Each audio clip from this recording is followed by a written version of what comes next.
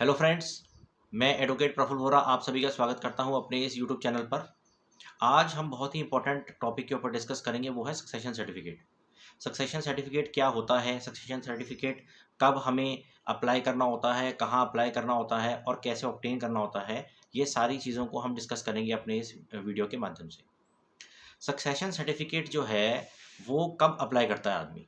Suppose कीजिए, जब एक व्यक्ति उसकी डेथ हो जाती है और वो विल नहीं करता, यानी कि बिना विल के ही अगर ये किसी की डेथ हो जाती है, तो जो उसकी मूवेबल प्रॉपर्टीज़ हैं और इमूवेबल प्रॉपर्टीज़ हैं, उनकी जो डिवॉल्वमेंट होती है आगे, जो लीगल हायर्स के बीच में जो उसका डिवीज़न होगा, वो होता है इंडियन सक्सेशन एक्ट के हिसाब से।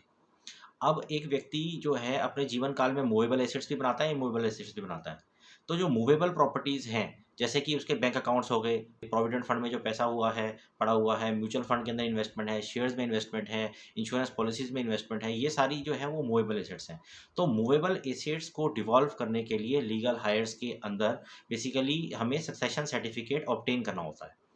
और ये सक्सेशन सर्टिफिकेट हमें जो है डिस्ट्रिक्ट कोर्ट से अप्लाई करना होता है। अब पॉइंट ये निकल के आता है कि सपोज़ कीजिए एक व्यक्ति है, उसके जो मूवेबल एसेट्स हैं वो स्कैटर्ड हैं। मतलब दिल्ली में वो रहता था, उसने कुछ बैंक अकाउंट दिल्ली में रखे हुए हैं, कुछ बैंक अकाउंट उसने नोएडा में रखे हुए हैं, कुछ गाज़ियाबाद में रखे हुए हैं, कुछ मेरठ में रखे हुए हैं। तो इस तरह से उसके सारे जो एसेट्स हैं, मूवेबल एसेट हैं, वो स्कैटर्ड हैं, अलग-अलग लोकेशंस पे हैं। तो हम क्या करें और कहाँ क्या अलग-अलग जाके हमें सक्सेशन सर्टिफिकेट अप्लाई करना पड़ेगा, सारी जगह जहाँ-जहाँ की ज्यूरिसडिक्शन होगी?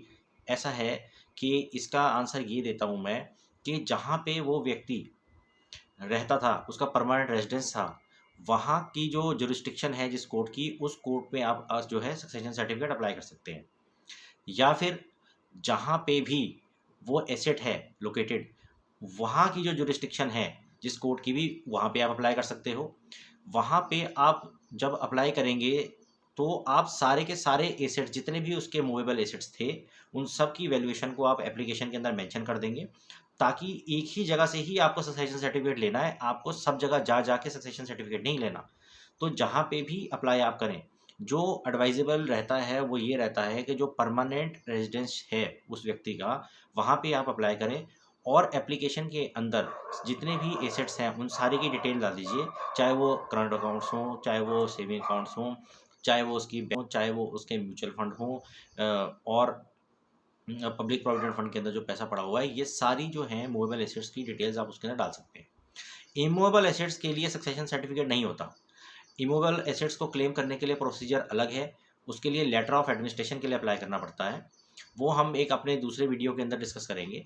अभी हम जैसे बात कर रहे हैं सक्सेशन सर्टिफिकेट की, तो सक्सेशन सर्टिफिकेट जो है वो मूवेबल एसेट्स के लिए है। जब हम एप्लीकेशन लगाते हैं मूवेबल एसेट्स को क्लेम करने के लिए कोर्ट के अंदर, तो कोर्ट जो है जितने भी लीगल हायर्स हैं, उन सबको नोटिस भेजता है और डायरेक्शन देता है पब्लिक नोटिफिकेशन कराने के लिए 45 दिन की।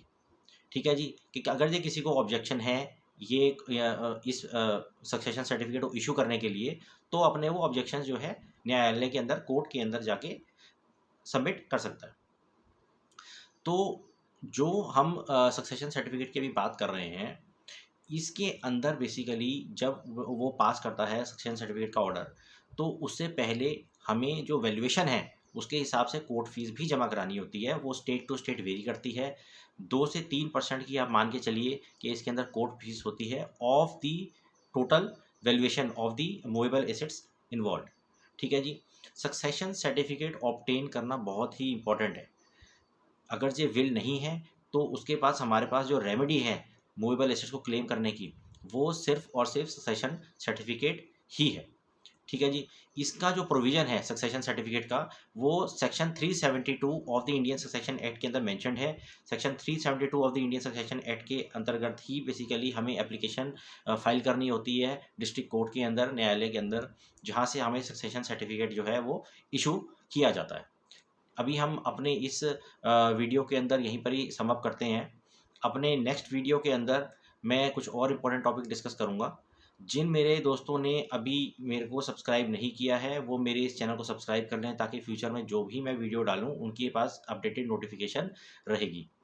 Thank you very much for listening to me so patiently. Thank you.